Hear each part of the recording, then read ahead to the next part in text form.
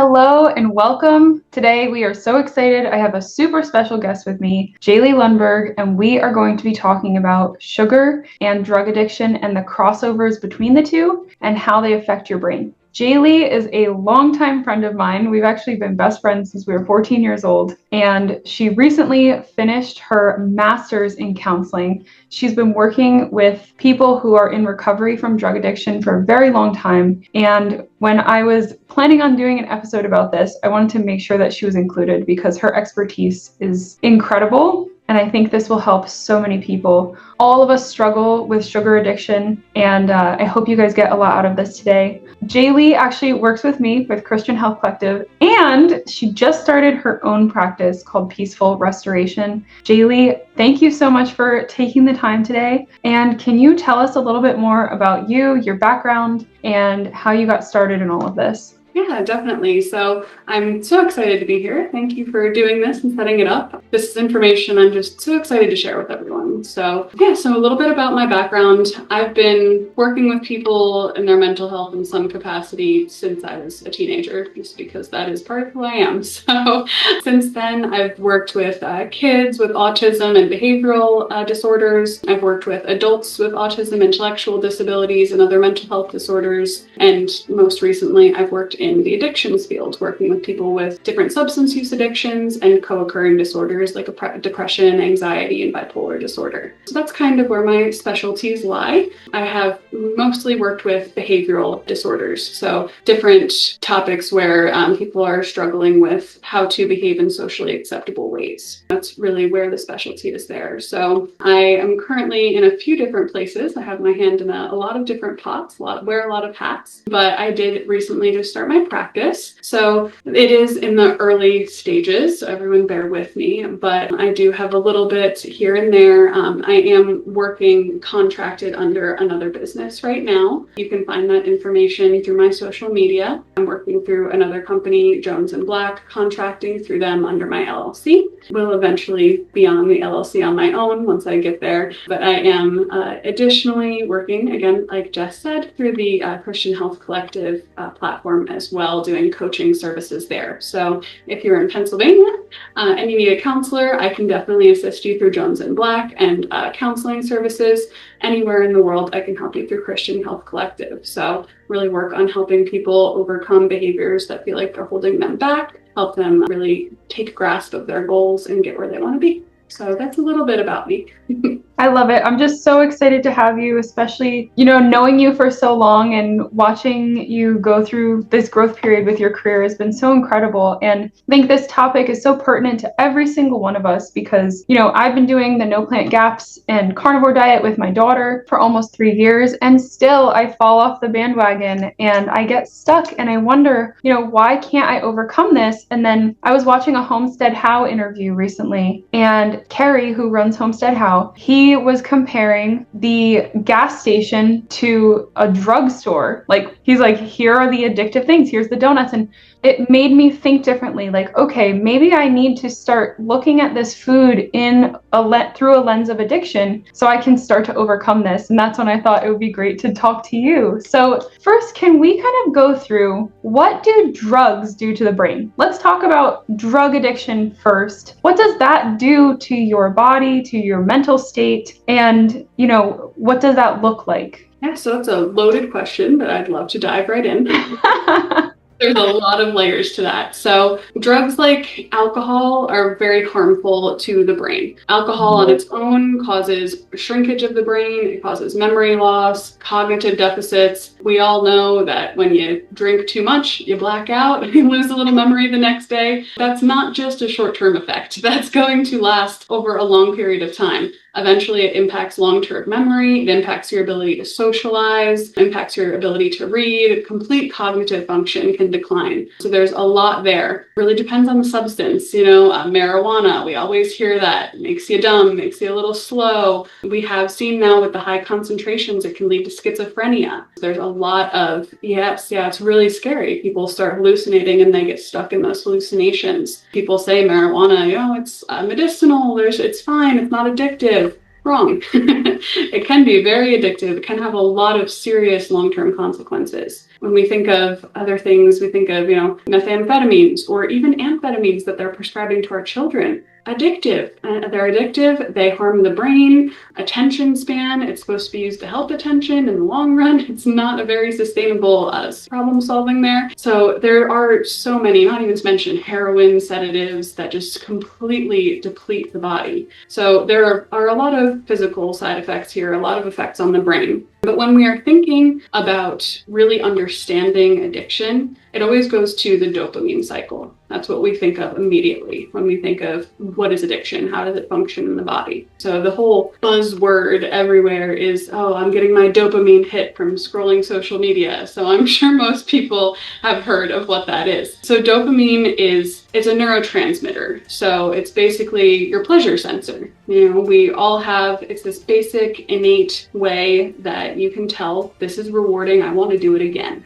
It's for all of the basic functions in life. Again, this is a God-given innate tool that we're supposed to use functionally. Eating triggers a dopamine hit. Exercising triggers a dopamine hit. Intimacy and connection with others. All of the things that sustain life, right? All of those things that keep the human race going, that we desire. Many of our life-bringing behaviors. But these compounds that are making this happen, so we see the little compounds in food that cause dopamine hits. They're little bits here and there when you eat a piece of fruit or you eat a vegetable. You see little bits of dopamine. But it's when you take these compounds and you break them down into the smallest, most refined source unnaturally, that's when it starts to get dangerous. So we think of heroin.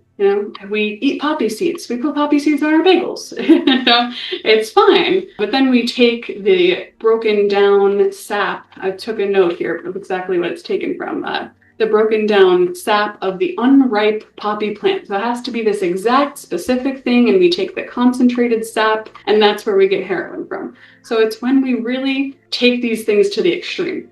When we take large amounts of these things, that's when substances become addictive. That's when it overloads the dopamine system. Nicotine. Nicotine is found in all kinds of natural places, and it's great for you naturally in small sources. But when you load it into something, it's going to become addictive. It's just anything in these large concentrations. So at that level, we're overloading. We're giving the dopamine a larger release than normal. So typically, completing a task would feel really good, right? So we're doing this podcast. This feels really good. We got this. We're doing it. But when you have an overload of dopamine, that doesn't feel like enough. Because I could do that podcast, or I could go eat that whole tub of ice cream, and that would be really much more rewarding right now than this podcast, because my brain is used to that immediate overload of dopamine. So over time, your brain starts to develop a tolerance. You start to become tolerant to the dopamine. So we have receptors in our brain. So the dopamine comes in and it hits in this little receptor, and it just becomes, these receptors get overloaded and they become less sensitive to the dopamine over time. So you're going to need more and more to actually get those receptors to react the way they're supposed to.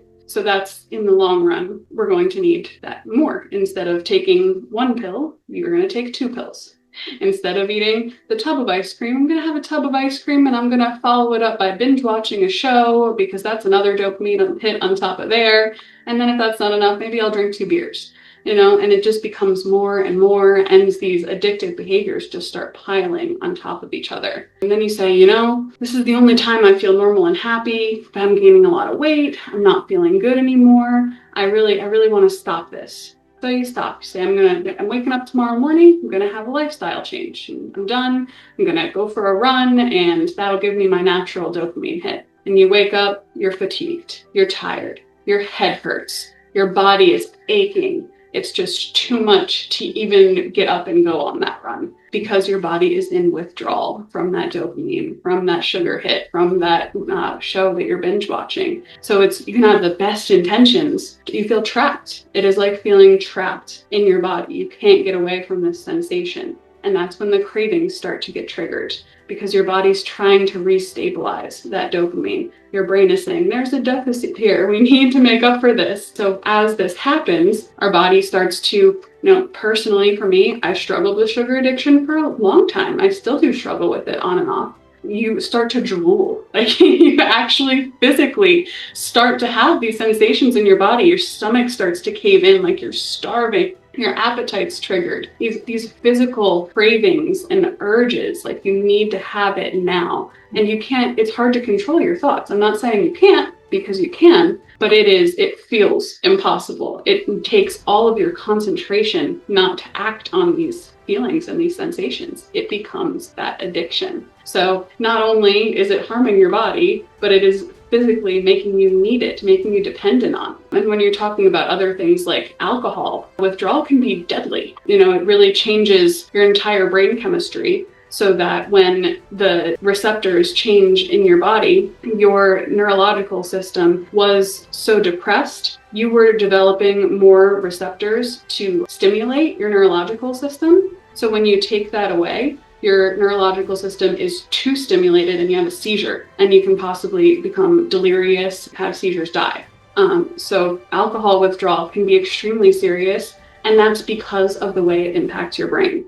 It's not because of what alcohol is doing to your body. It's because of the changes it's making in the hormones in your brain. So it's these little things we don't even think about. Oh, it's just a hormone. I can take a pill for that. No, these are delicate cycles that our body is meant to be in a rhythm of. So when we mess with these rhythms, it's very hard to come back without serious consequences. Wow. That is incredible. Thank you for that extremely eloquent explanation. So you touched on something really interesting. So the dopamine receptors that are in your brain can get worn out, just like you would build a tolerance for someone who maybe uses marijuana a lot. Those receptors get worn out and then they don't have the same response, right? Or heroin or cocaine or anything. So do you think that phone addiction, and something I struggle with sometimes is getting off my phone and putting it away, and not scrolling, especially when I've got the baby breastfeeding and there's not a lot else going on. Do you think that phone addiction could be increasing your risk for sugar addiction?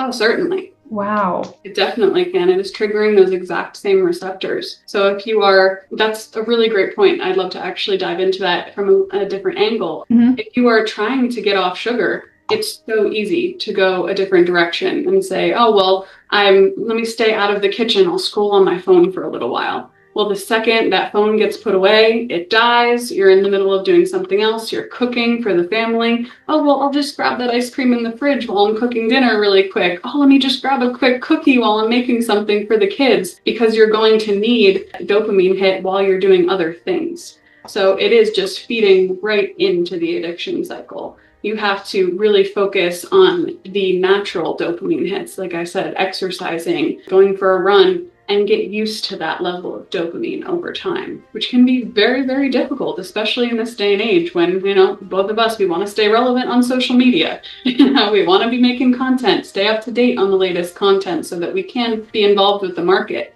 So it takes a lot of intentionality on how you use social media, how much, when, and really being regimented with it so that you can prevent getting into these cycles and feeding back into other addictions like sugar. Wow, that's incredible. I need to start to realize this myself. And I love what you said about breaking the addiction cycle. So it's not just that we have to regulate our sugar intake. We have to also regulate our phone time, our screen time, the shows that we're binge watching, which it always goes hand in hand for me too. My favorite thing is to, especially since we've been moving, so I've been struggling a lot with, having treats here and there because we're in the process of moving, we're stressed. Where are you going to get your pleasure from? Food. Okay, well, I have this avocado ice cream and it's only 25 grams of carbs per serving. But I'm sitting down with that, binge watching my favorite cooking show. And that's the most pleasure I feel in weeks. And that's something that I have to work on personally. But I think a lot of people can relate to that, especially parents. Your kids go to bed at night and you're like, okay, I've got some free time. I'm going to sit down and enjoy this bowl of ice cream while I binge watch my show. And what I find helps for me to stop that is, okay, I'm going to sit down and have a huge bowl of chili without beans or anything else. Keto chili, GAPS chili, if you want to call it that. and watch my show while I eat a big bowl of chili. So I'm still getting a little bit of that dopamine, feeling full, but I'm trying to move away from those addictive foods. Another thing that really helps me is sugar replacement, which there are some carnivore doctors that don't recommend doing this because you keep that taste for sweetness. However, it is something that helps me when I'm feeling like I just have to have something sweet. So I have been making, I have to send you the recipe actually, coconut milk milkshakes for myself and the kids. So I get full fat coconut milk. I use a whole can of it in the blender with like 5 ice cubes, 4 tablespoons of cocoa powder, and like a teaspoon of stevia powder. You feel like you just drank a McDonald's milkshake. I don't know, is that bad in terms of the dopamine? Because it's delicious. Well, again, it's all about moderation, right? Like, I think that's a great way as we get in a little further into the podcast. I think we're going to talk about it later. You know, balancing the microbiome, balancing gut health, you know, that is a great step. I'm going to hit on at some point too. You know, you don't want to jump into this both feet unless you're that kind of person, you know, which not many of us are. And it also depends on your circumstances. You know, what are your motivators? Because if you have a big motivator that you're doing it for, sure, it's going to be easier to jump in all in. But if you're just doing it because sometimes you get fatigued and you can write that off, it's going to be a little harder to jump in with both feet. So you want to be gentle on yourself. And you want to give yourself those little rewards sometimes. You know, we do deserve those things. And we're allowed to have little dopamine hits. You know, we wouldn't have fruits and things if not. You know, a lot of fruits are just as sweet as those things. But I think that is a good alternative in the long run because it's going to help you reduce the input in your body that is preventing you from creating dopamine, which again, we will get to later. But it's a good way to work with yourself, to be graceful for yourself, because this isn't something we can just shame ourselves out of. This isn't something we can just slap ourselves on the wrist and say, I'm not going to do this. This is something we learned deep in childhood, most of us in the Western culture, at least. It's something our parents taught us. It's something we witnessed. Personally, I said I've been involved in all of this since I was a child. My father was an alcoholic, and he had his bouts of sobriety on and off. His bouts of sobriety looked like health kicks during the day where he would go on long bike rides and eat really well and then binge on sugar all night. So it would keep his addiction cycle going. He would try to be healthy all he could, but he wasn't supplementing with other things that were keeping him on the right path. You know, he was just feeding his addiction in other ways. So it's a balance. It's slowly getting into it. And on that I lost my train of thought a little bit on where I was going, but I wanted to cycle back to something you said before, you were talking about like what you eat in a day, how you were looking at this has 25 grams of sugar. I'm a very visual person. I like to picture what's going on and put it in perspective. So when I was considering all of this, I was like, what do people usually eat in a day? You know, what's normal? You know, people aren't just one extreme or the other. You know, there's not just vegan or carnivore. There's not binge eaters. There's what is normal for a day. So I was looking, how many teaspoons of sugar do you think is recommended to have in a day? Oh, I mean, it shouldn't be any because it's not necessarily good for you. Sugar, maybe 3? So they say you should not eat so it's not recommended to have, but you're recommended to have under this amount. Okay, if that changes it. So maybe 5? 9. So 9 teaspoons. 9 teaspoons. Oh it's the American Heart Association recommendation of what we're supposed to be eating less than. So we think about that. And yes, 9 teaspoons. Like when you think of actual teaspoons of sugar, that sounds like a lot. But so I was thinking, like, what do people eat during the day? The US average is 20 teaspoons. A day?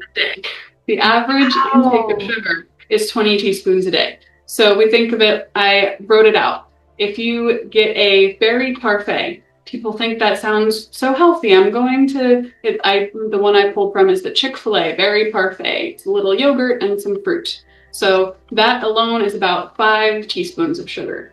So that's breakfast. We have that for breakfast. That's 5 teaspoons. For lunch, we have a grilled chicken bacon salad with ranch. I'm having a salad. It's not that bad. And it's really not terrible, but it's still about a whole teaspoon of sugar. Okay. Yeah. In a salad.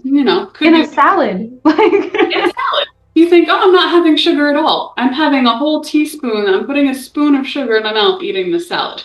Wow. My afternoon snack, I'm going to have an apple with peanut butter, 3 teaspoons of sugar. Wow. I'm grabbing a pack of gummies from my kid's lunchbox on the go because I don't have anything else to have. 2 teaspoons right there. So just that is 11 grams before you even have dinner. That was just before you even got home and had dinner for the day. You're already over the daily allowance of sugar.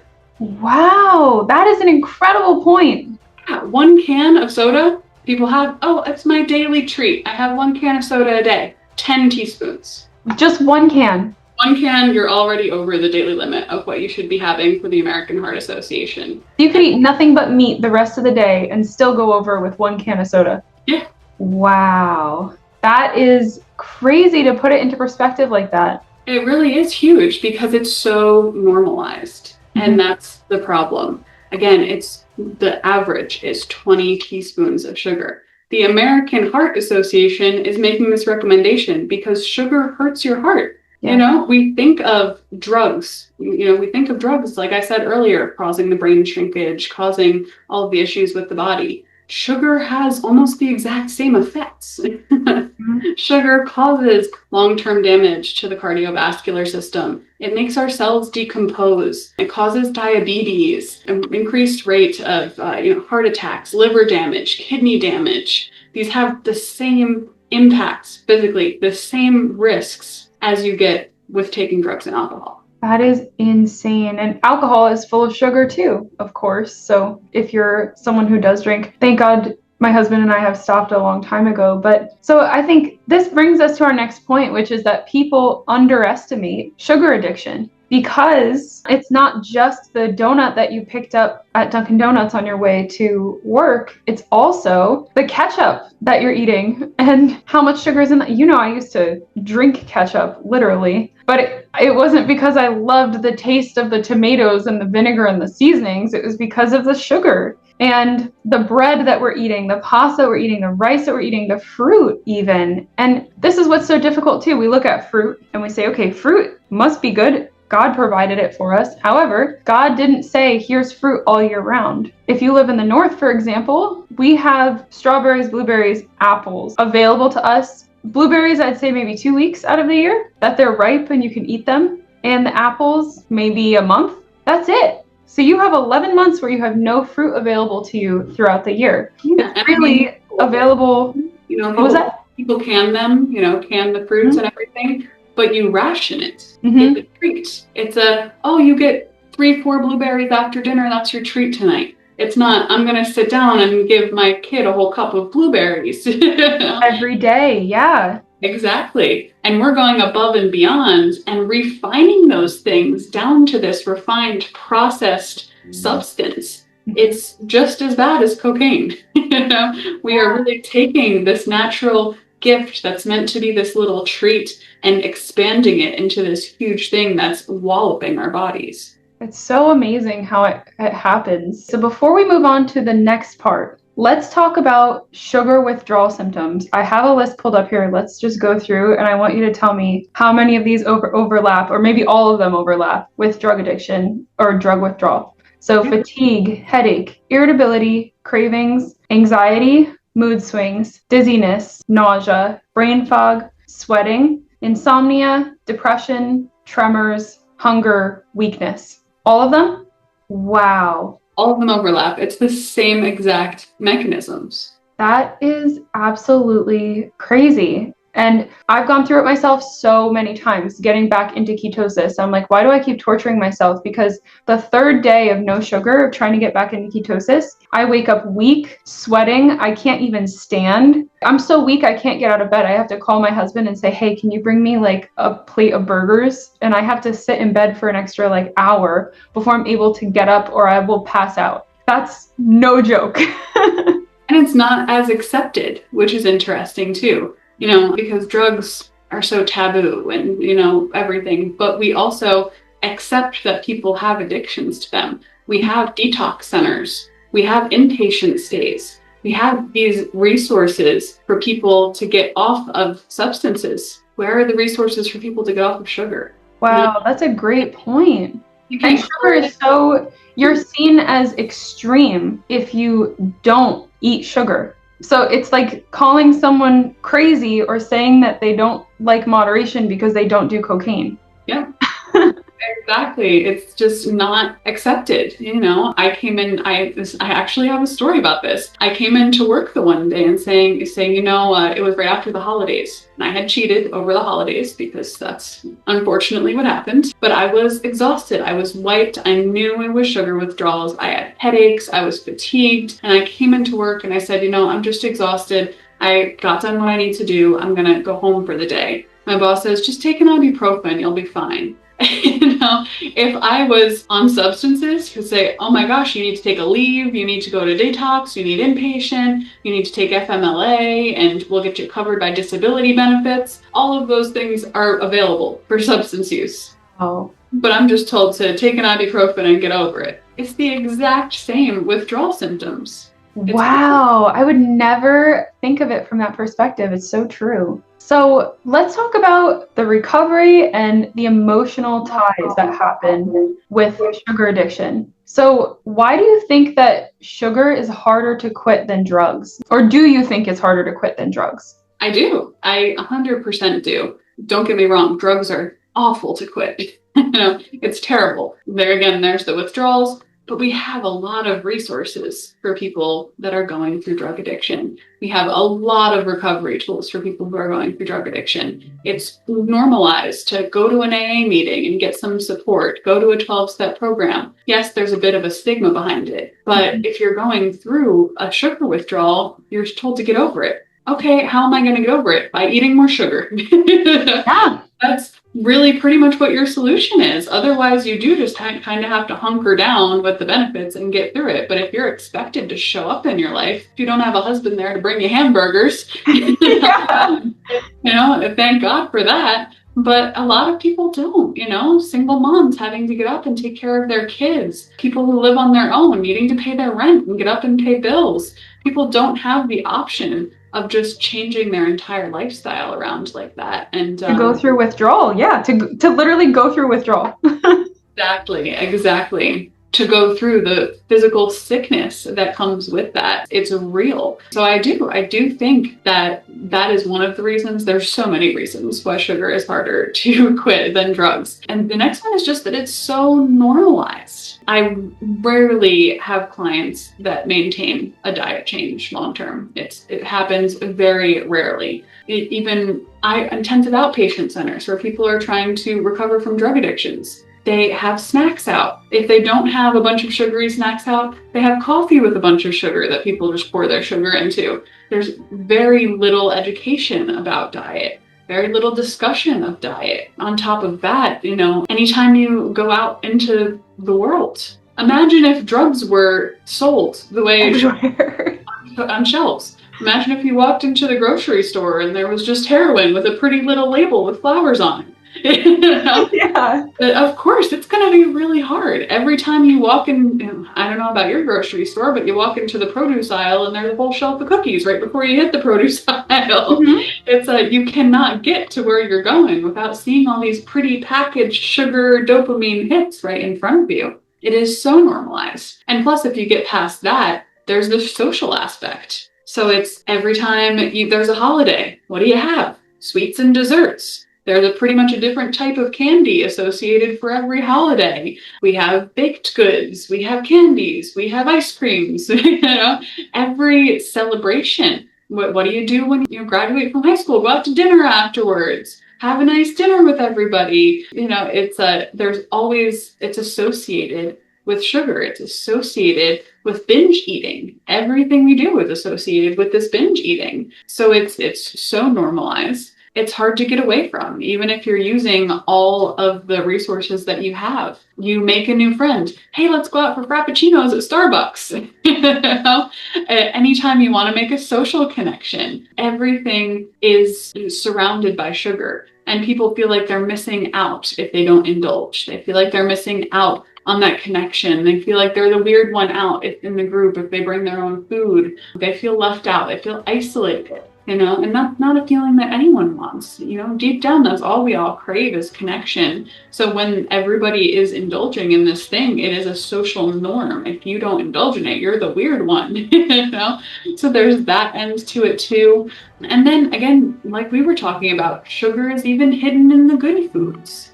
Sugar is in the salads. Sugar is in, even if you order meat out, a lot of people marinate their meat in sugar. It really depends. It's everywhere. It's really everywhere. There's high concentrations of sugar in a lot of vegetables. And if you're just trying to quit sugar, a lot of the time people will go and binge these other foods that are otherwise healthy. If you are eating a lot of meat and you have a couple of carrots with your dinner, that's fine. But if you're stuck in that addiction cycle, you might eat a whole bag of carrots with your dinner. It's really, really hard to get out of, even if you are being good, not having anything bad in your house. You may end up triggering these dopamine cycles through healthy foods.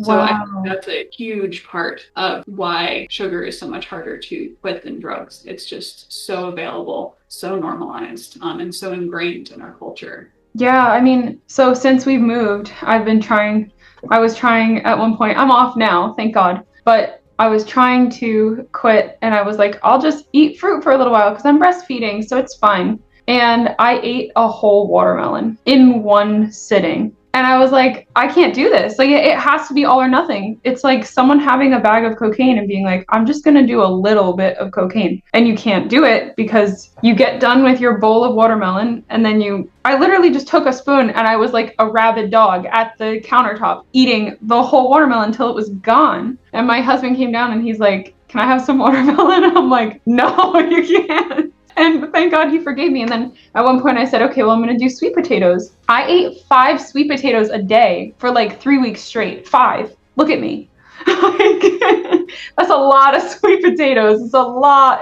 I don't even want to know how many carbs it is, but I put a lot of weight on. I couldn't wear my pants anymore. So all of these things you're exactly right. Even the healthy foods. And this is where carnivore is so great for people who really struggle with the addictions, because even in keto, you can cheat. You can say, well, I can have a little bit of sweet potato and then I'm fine. You're never going to have just a little bit if you're someone who really struggles with the dopamine and with addiction, someone with ADHD. Another tool that is great, so I don't forget, is iodine, because those of us who have a little bit of ADHD going on, but iodine really helps to regulate your hormones, regulate your dopamine, and to stop these dopamine-seeking behaviors. So if I don't take my iodine, I have trouble getting off my phone. I have trouble completing, the simple daily tasks. I have trouble making the right decision when I'm in the grocery store. So that's a huge addition that people can add if they're struggling. And that brings us to, how do you support people using sugar to self-soothe? So people who are maybe depressed or have a lot of anxiety,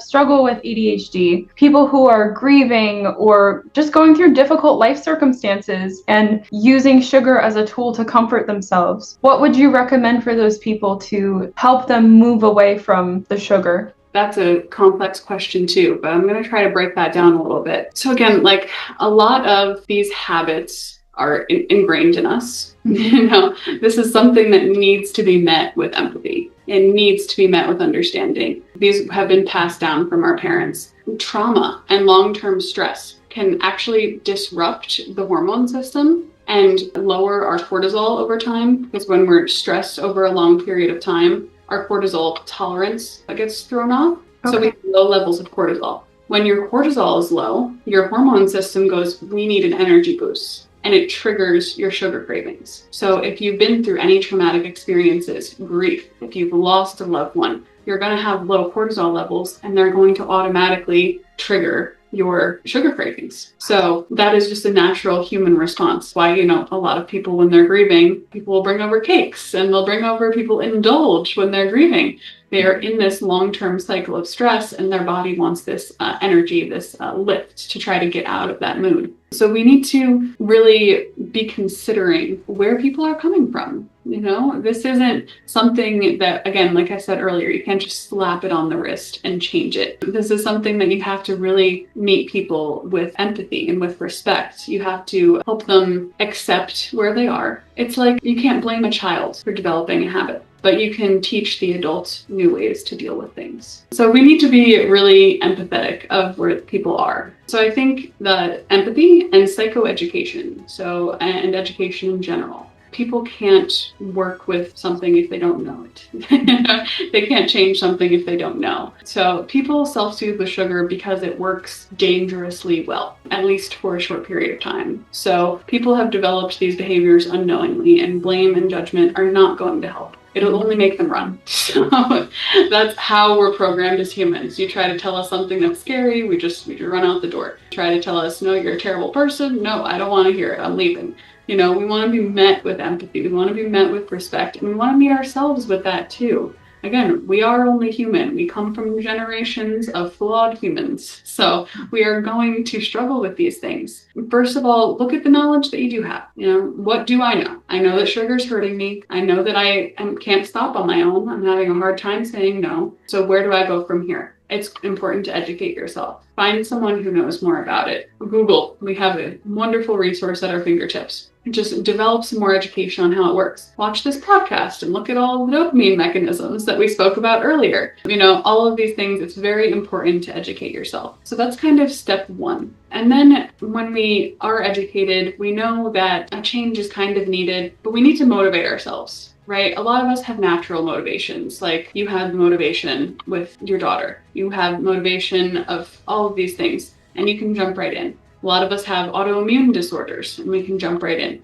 That's our motivation. For some other people, it's a little more difficult to find that motivation. Even if they do have kids with life-threatening disorders, if they have a life-threatening disorder, even these people, because sugar is so normalized, it's really hard to have that why outweigh the voice inside their head that wants that sugar. Mm-hmm. So finding your motivation is really step one. That's part of living with free will. We have to motivate ourselves to make choices. Unfortunately, we can't just say, God, make this choice for me. A lot of the time, we have free will. We have to do this for ourselves. So when we don't have impacts that are immediately and drastically visible in our lives, we need to find those small reasons. I've been getting headaches every now and then. I've been feeling the fatigue and the withdrawal symptoms. Those things can easily be written off as, oh, I was having allergies that day, or, oh, I had a cold. But we have to pick up on these little signs, gain our awareness, really increase our awareness of our body, really take everything that's going on with us as a signal and say, I wouldn't be getting these colds as often if I stopped having sugar. I wouldn't be getting these. We need to remind ourselves because we have cognitive dissonance.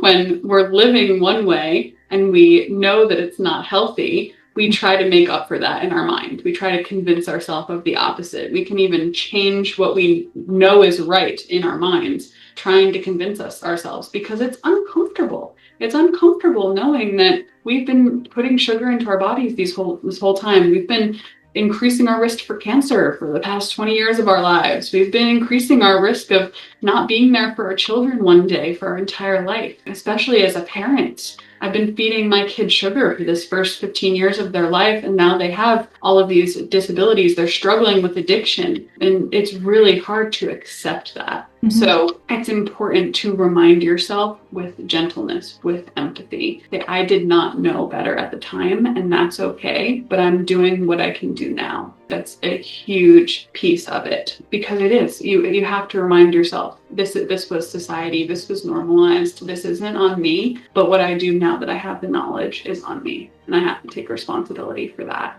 So reminding yourself of that, that's like step one here. Just keeping that on your mind. Just a lot of the time it is putting a reminder on your nightstand, putting something on the mirror in the morning, maybe taping a picture of your child or a loved one that you want to do it for with a little motivational statement. Keep it fresh in your mind. I know it sounds corny to so many people, I work with I work with a lot of very stereotypical macho men, and when I tell them these things, they are reluctant to do it at first, but when they do it, they see the benefits of it. So these are just really important tools. Second, it's important to get clear on your values. We live in this world that kind of takes us out of our values. Your values are your work's values. Your values are your family's values. You don't really have your own values. You're living for other people's expectations. But when you know your own values, when you know your own goals and desires, do you value your health? Do you value time with family? Do you value your longevity? When you know those things, that's when you can really get clear on what you want and what you're doing it for. And there are many, many ways some people don't know where to start with that. There are a lot of resources online, value sort cards that list different values that you can pick through and pull out what your values are. If you're a Christian, read the Bible. That's really going to help you get clear on your values. So that's an important part, knowing what your values are, because that's going to give you something to work toward. It's going to help you really know that that's where your goal is getting you in the long run. It's not just quitting sugar. It's not just changing my lifestyle. This is changing everything I am and everything I am about, really encompassing. So once you have that, you want to check the facts. So I know my values now. Is my life aligning with my values? And that's a really tough question, and it's a big question that a lot of people want to avoid. They don't want to face that. But when they do, that's when they're going to start seeing that motivation within them. I was just talking the other day about how we naturally have anxiety. Anxiety is this demonized, terrible thing, but anxiety is a natural state within us to motivate us to do better. It's not something we should just avoid and shut off. This is something that it's good. When you're having anxiety, feel into it. What is this pushing you to do? So when you ask yourself this question, is my life getting me where I want to go? Is it aligning with my values? You probably will feel a little anxious, and that's okay. Don't run from it. Sit with it. Use it to motivate you. So from that, we can get clear on our reasons, right? So I want to live a healthy lifestyle. I'm not living a healthy lifestyle. Why do I want to live a healthy lifestyle? Why are these my values? If you are a Christian, I want to be with Jesus one day. These are my values. Earth is short, heaven is long. I can get past that feeling of anxiety and that lifestyle to go and live onto this eternity. For other people, there's motivation there too. My value is my family. I want to show up for my family one day. That is a huge reason. Even if, you're fine, but you can't stand up and pick up your grandchild because your body hurts so much from sugar withdrawal and your body's decomposing. You want to be able to chase your grandchildren in the park one day. Have a very vivid picture of what your why is. Love that. It is huge. The benefits of visualization are astounding. Look up the research. It's wonderful. That's why all of these people who are big sports people and CEOs, they visualize every morning. Because when you have that grasp of something, you feel more that it's possible. It helps you overcome that anxiety. It helps you plan on how to get there. So when you have a reason, when you have a why that you're visualizing, when you can visualize yourself picking up that grandkid one day, that's going to make such a difference on your motivation to keep you going on the right path. And then from there, make a plan. So like I was saying with you earlier, it's for some people, you can dive right in. Make the plan, go right away, take the garbage bag, put it all in the garbage bag, take it out, and make a strict list next time you go to the grocery store. You can jump right in. For other people, it might not be that simple. They're a busy single mom, they're a busy family with a lot of kids, both parents work. That's the world we live in. So it might be a little more difficult to just quit cold turkey. You don't want 5 kids going through sugar withdrawal at one time. That's a lot. So we want to really take some time. Maybe you cut fast food for the first week or two and you just stop eating out. Get used to cooking at home, maybe meal prep on the weekends. And then once you're used to that, then you can slowly start cutting out just extra sweets. Stop cutting out treats. And you can have regular sugars in your diet. Go slow with it. But whatever you do, make a plan. Have it written down so that you can keep yourself accountable to that plan. And then once you have this plan, you want to talk to somebody about it. You don't want to just keep it all up in your head. That's where it all goes wrong for so many people. The best laid plans in our head go to waste. We always want to have an accountability partner, whether that's somebody at church, whether that's a counselor, whether it's a therapist, a coach, somebody that, lives on your street that you walk by every day. Whatever works for you, you need to talk to somebody about it. It's a lot easier to say no to that tub of ice cream on Saturday night when somebody at church in the morning is going to ask you whether you ate ice cream last night. You really want to talk to somebody about this plan. And then once you have the plan, that's when you take action. This is the step. It's the scary step for a lot of people. And there are going to be slip-ups. As you and I both know, sugar addiction is difficult. Drug addiction is difficult. There are going to be times when you have cravings, when that physical sensation just takes over and you feel like you're defeated. It's what you do with that. Even if you end up having a slip-up, analyze it. You want to look, what caused the slip up? Was I in a stressful time at this point? What was going on with me when this happened? Maybe it was stress. You were in a conflict with a partner. What could you have done in that time? Could I have gone to take a walk instead and taken myself out and gotten my dopamine hit from nature instead of from that tub of ice cream or that drink of alcohol? You want to really make sure you're using your, I don't want to say failures or mistakes, your difficulties. You want to use them to learn and grow. You don't want to shame yourself for them and say, oh no, I'm done now. I'm not going back to it since I messed up one time. So then that's where the accountability comes into having somebody to check in with, because you can bounce ideas off of them. Hey, this is what I was going through when I ate that ice cream. I was just having a really difficult time. What do you think? And they can say, oh no, it sounds like maybe next time you should go jogging, or they just give you ideas. So that's an important part. And then a big part of taking action too is celebrating. You want to reward yourself. You want to celebrate. Again, I go back to Christianity because that's where Christian Health Collective here. So I want to make sure I'm incorporating that. But it also is a huge reminder, God gave us holidays. God gave us days of rest because we were meant to celebrate. We weren't just meant to be work all day long, So when you have gone 2 weeks without fast food, celebrate. And not only is that helping you to celebrate your accomplishment, give yourself that reward to keep your dopamine stable, but it's also helping you learn how to celebrate without sugar. Yes. When you are celebrating, find ways that don't involve sugar. Make a spa day for yourself. Take a morning away from the kids to read. Go down to the beach. Take a day trip. There are so many other ways to celebrate without having all of the carbs.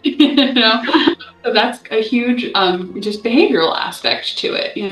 Not only is this rewarding, but it's also teaching yourself new habits in the long run. So that's kind of how I approach people who are struggling with self-soothing with sugar. It's a long-term plan. It's not something that's just going to happen overnight, and it's going to be a rocky road, and that's okay. No pun intended. Rocky road ice cream there. Yeah. But it's okay. It's the Bible says, and I haven't wanted to note this one, 2 Corinthians 5:17. Therefore, if anyone is in Christ, the new creation has come. The old has gone and the new is here. This isn't going to be simple because you're making yourself into a new person. Mm-hmm. You are making yourself into the person that doesn't use sugar as a crutch. You are making yourself into the person who isn't giving in to gluttony. And that's not easy. That is not simple. We need to give ourselves grace for that. But we also need to take responsibility for that. Amen. It's not just because this is convenient. Okay, we have to change our whole life now because convenience isn't in the picture. We're a new person. We may have to change our routines. In the morning on my way to drop off the kids at school, I would get Starbucks. Okay, now instead of doing that, I'm going to wake up 10 minutes earlier and brew myself a nice fresh coffee. Changing the routines, changing the rituals, the little habits. It's also about, adding new coping skills in. So when we are trying to plan for how we're going to go about this reduction in our sugar intake, this monumental task. As we're planning, we're also going to try to implement new behaviors. So maybe that is, I start calling my friend every day and making that connection. Maybe that is, I start reading for 15 minutes every morning and getting a natural dopamine hit from a book that I love in the morning. Maybe it's spending time in prayer and with God in the morning, and that's a new routine that you add into your life. Maybe it is, looking at yourself in the mirror and giving yourself a motivational speech every morning. But there's a lot of different behaviors: going for a walk, going for a run, just implementing new behaviors and coping skills and habits that you can integrate naturally into your life that are going to balance your dopamine long term, as well as just help you become that new person over time. Because you can't just cut out the sugar and expect these cravings are going to go away and everything's going to stay the same. Everything is going to have to change. The sugar was completely changing your brain chemistry. So now you have to make up for those changes in brain chemistry. You have to change how you're viewing the world, how you're acting in the world, because your brain is going to be new. You are going to be new. Your life has to be new. Yeah. Wow, that is such an incredibly comprehensive take on this. I have not heard this before, and I was taking notes the whole time you were talking about things that I want to do based on everything that you just said that I think will help me myself. Because, as you know, what we've been through with our daughter and living in the hospital for years, my husband and I were completely hooked on sugar. My husband gained like 50 pounds. I gained at least 30, and we had no other pleasure, no other coping skills. We were living in the hospital, surgery after surgery, the level of stress, never sleeping, and we were just binging on sugar all day, every day in the hospital. They had these huge gluten-free brownies, and I would eat they were huge, and I would eat 5 of them per day. And I would order 2 with every tray of meal that came up, and I would eat all of them. And there was just nothing else that I knew of. But if I had a list like this, I think I could have fared a lot better. So this is going to help so many people. And the last thing that I would love to touch on, thank you for going through all of those recovery tools in such detail. The last thing I would love to touch on, since gut health is my kind of area of expertise, this is the perfect crossover, and the microbiome and your cravings. If we could talk about that, talk about the gut-brain axis, gut dysbiosis, and how that's feeding into your cravings, not only your brain chemistry, but the microbes that are in your body that are wanting these things. So let's go into how does the microbiome influence your cravings? Really quickly, I would love to touch on this. So when you have gut dysbiosis, maybe you've had a recent round of antibiotics. What happens is you wipe out every single good microbe that's in your gut, and the pathogenic microbes are really good at growing back very quickly. And the microbes that are good, they don't regrow as fast. So what happens is you have a gut that is now full of yeast, maybe parasites, mold that completely takes over. And the yeast, parasites, and mold, they want to be fed sugar. So they are telling your brain, sending up signals, you better get some sugar because we're dying over here. And there's a pain point there, right? And the same thing actually happens in drug addiction. The same pathogens are telling you need to get cocaine or heroin or marijuana because your microbiome is adjusted to your lifestyle habits. And sometimes, even if your lifestyle habit wasn't that, it can be thrown into that by things like a round of antibiotics. So I would love if you could talk us through that just a little bit, the microbiome influencing the addiction and driving it forward.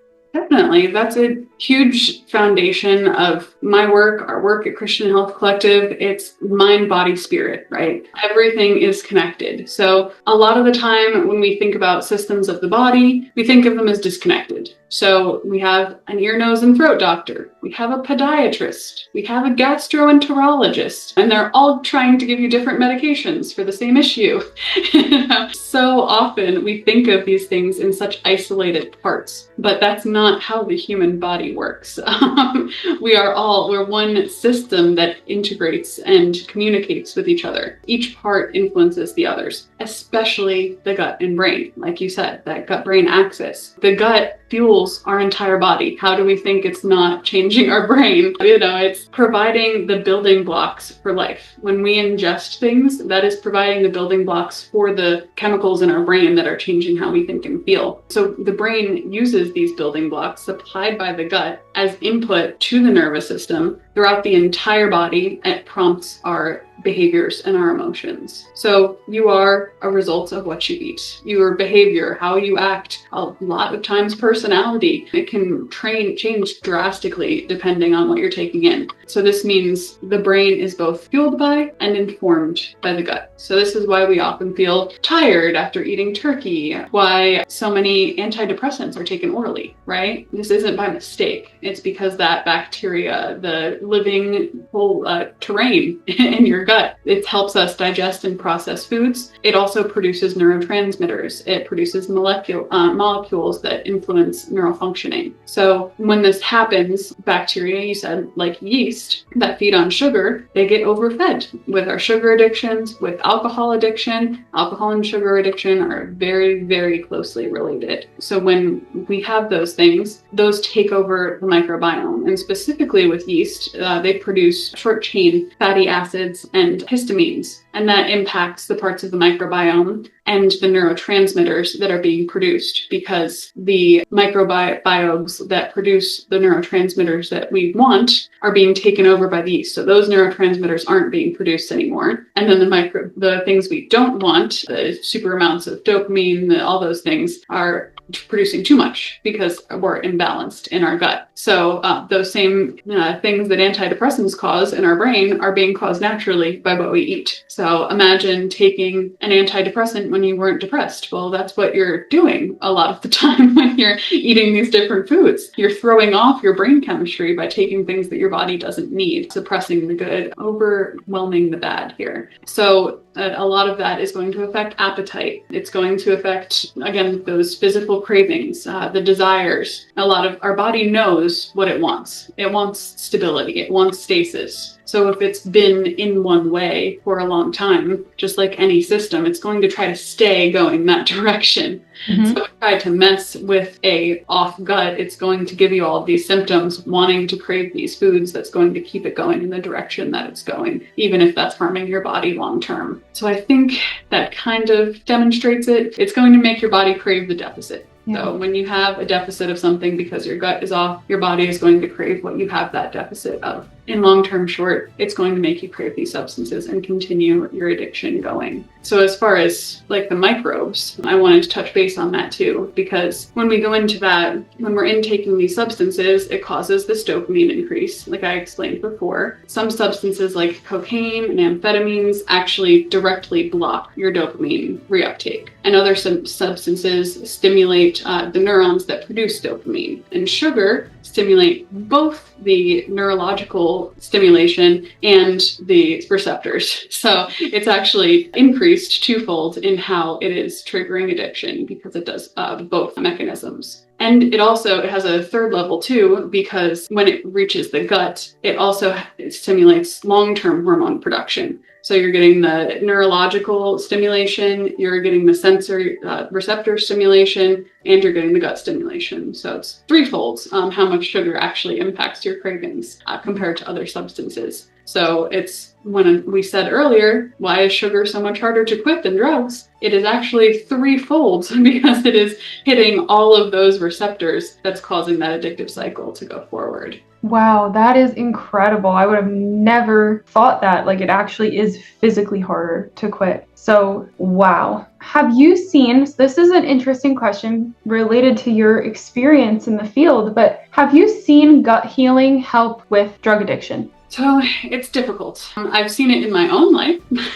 When I cut back on sugar, when I focus on protein, fats, fermented and probiotic foods, when I limit other high dopamine behaviors like my screen time, binge watching shows, that definitely decreases my own cravings and my own impulsivity, and really helps with my long-term focus, my drive to meet other goals in my life. So that's something that I've seen personally. When it comes to clients, I have had them report this, but unfortunately not with as long-term results. Like I said, it is really rare for me to see a client that is able to maintain these changes long term. I have had them report, when they change a diet, it makes it easier. They don't have as many cravings. A lot of inpatient facilities, when I see people come out of inpatient facilities that don't serve sugar and snacks, that just stick to strictly meals, a lot of those clients report a lot less cravings when they come directly out of treatment. A lot of the time when you come directly out of inpatient, your cravings kind of spike because you're back in the real world, you're back at home, all of those are around. But when the inpatient did not have those things accessible and they were mandated to change their diet where they were living, they report a lot less substance cravings for drug and alcohol after they have not had the sugar inpatient. So I've definitely seen it make an impact. Additionally, there was actually a client I was thinking of with this. He was one of my favorites. I absolutely adored him. But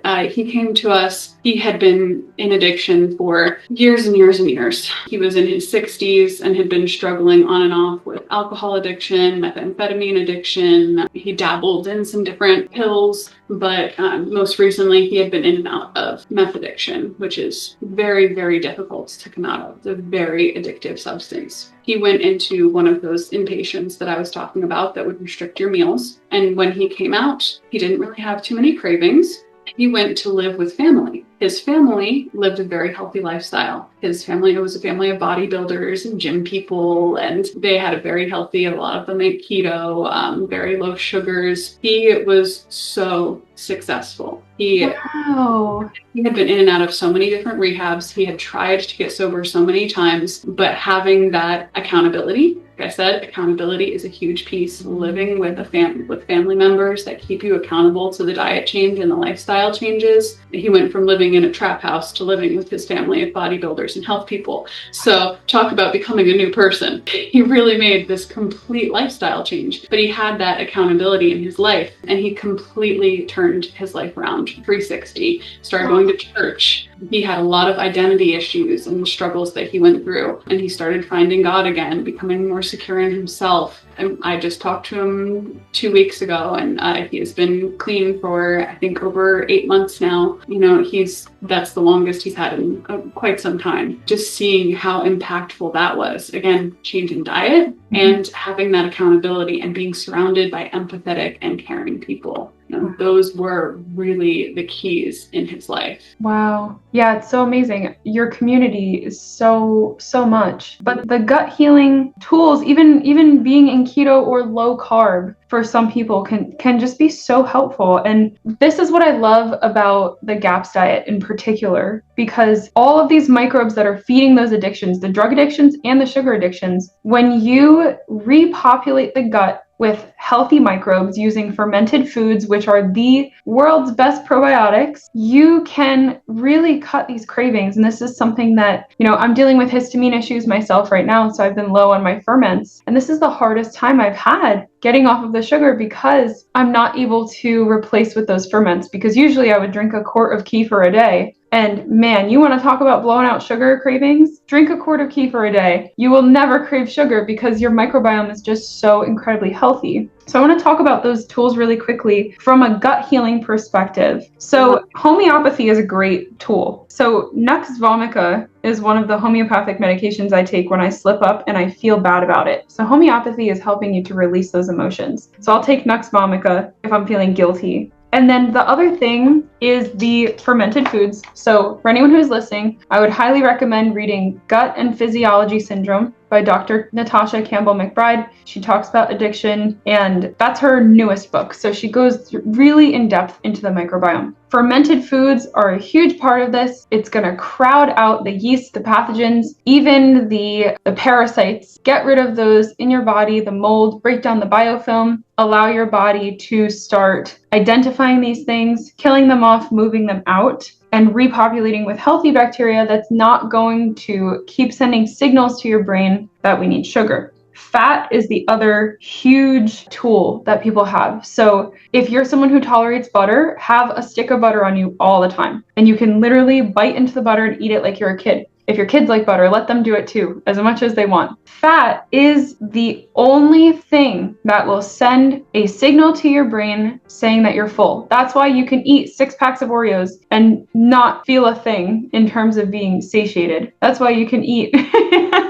I'm speaking from experience myself. That's why you can eat, multiple bowls of pasta and just keep eating it and eating it, but you can only have one bowl of bolognese because it's full of fat and, the beef fat. I wanted to add on that for a second. So yes. The fat and protein are actually the foundation to our dopamine production. Wow. Okay. If we have those, we're naturally going to produce more dopamine without needing those giant hits to fulfill the deficit. Wow, there you go. See, this is the thing. When you start to balance your gut, you're going to also balance your hormones and make all of these cycles easier to overcome. So I think also people need to be, if you are struggling with this, you need to be in ketosis. And really, you got to try to go low to no carb, like under 25 grams a day, in order to keep yourself in ketosis and keep your brain working optimally so you can make good choices and not putting yourself in a state of temptation. Part of the Lord's Prayer, lead us not in temptation. We also can't lead ourselves to temptation, right? We have to choose the foods that are going to nourish our bodies and use these gut healing tools to overcome on a physical level and use the emotional tools that you so kindly provided us for overcoming on an emotional level. If you pair these things together, you can really make great strides while still giving yourself grace, because this is a long-term journey. It doesn't happen overnight. Many of us still struggle even years in. I do know of carnivores in the community like Carrie who treat sugar like a drug, in that they count the days since they've eaten sugar. So like Carrie's on like 800 days, which is incredible.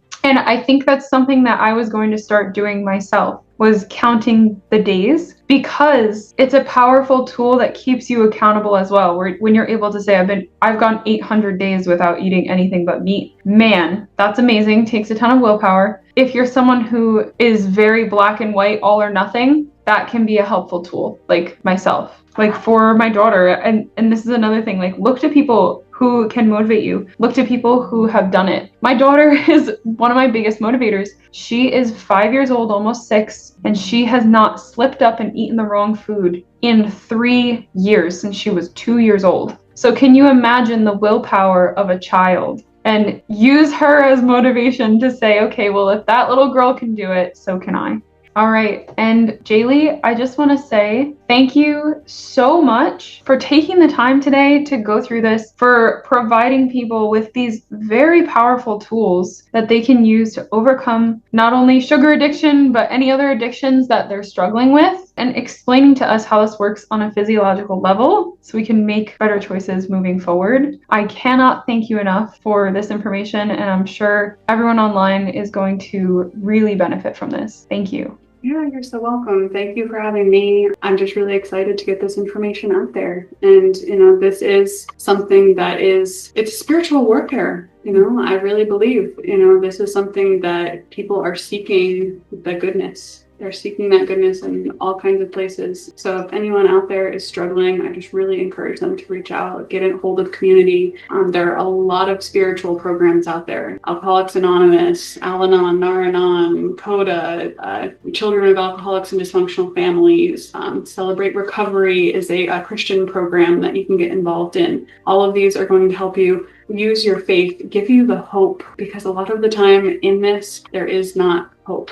It's hopeless. I can't give up sugar. It's hopeless. I can't stop drinking. There's no way I can do this on my own. And a lot of the time you can't do it on your own. You need community. You need faith. You need spirituality. One of my favorite sayings in recovery is how? Honest, open, and willing. So that is what it takes. It takes you being honest, showing up open-minded, and being willing to put in the work to seek that community, to show up for the accountability. And, their tools are out there. So if you're struggling, if you don't have that hope, if somebody doesn't have that faith, there are so many tools. There's so much support, and God's got your back. So. Oh, amen. And can you send me those resources too? I'll put them in the description of this video. And I am also going to link Jaylee's social media channels so you can follow her and see all of the lovely content that she's going to be producing. Use her as a resource. And God bless you, Jaylee. Thank you for the work that you're doing. It is incredibly important. And thank you again. Thank you.